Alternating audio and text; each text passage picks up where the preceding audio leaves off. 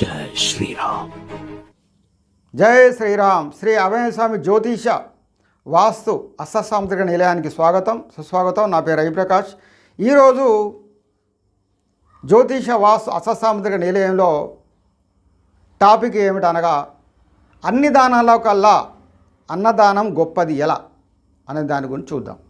మనకు అనేకమైనటువంటి దానాలు ఉన్నాయండి. విద్యాదానం కావచ్చు, మరి కనకదానం కావచ్చు, గోదానం కావచ్చు, తర్వాత ఇతరత్ర అనేక దానాలు, వస్తుదానం కావచ్చు, ఏదైనప్పటికీ కూడా వీటన్నిటిలో కల్లా శ్రేష్టమైనది గొప్పది ఏదయ్యా అంటే అన్నదానం. ఎందుకని?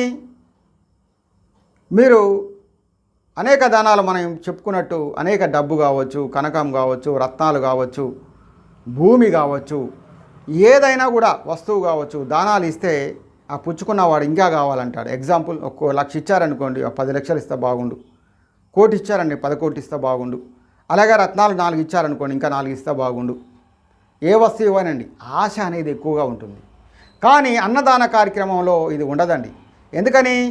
మీరు ఒక ఇంత పెడితే తినేస్తారు, మరి కొంత అడుగుతారు, మరి ఇంత సెకండ్ టైం ఇంత పెడితే కూడా మూడోసారి అడగరు జనరల్గా, సాధారణంగా. ఎందుకని?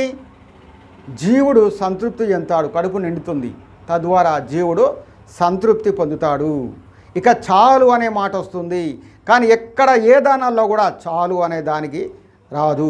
సంతృప్తి చెందడు జీవుడు, ఇంకా కావాలంటాడు. ఒక అన్నదానంలో మాత్రమే జీవుడు సంతృప్తి చెందుతాడు, ఇక చాలు అంటాడు. అందుకనే అన్ని దానాల్లో కల్లా అన్నదానము చాలా గొప్పది. ప్రేక్షకులారా, మరి మీరు అన్నదాన కార్యక్రమం చేయాలనుకుంటున్నారా?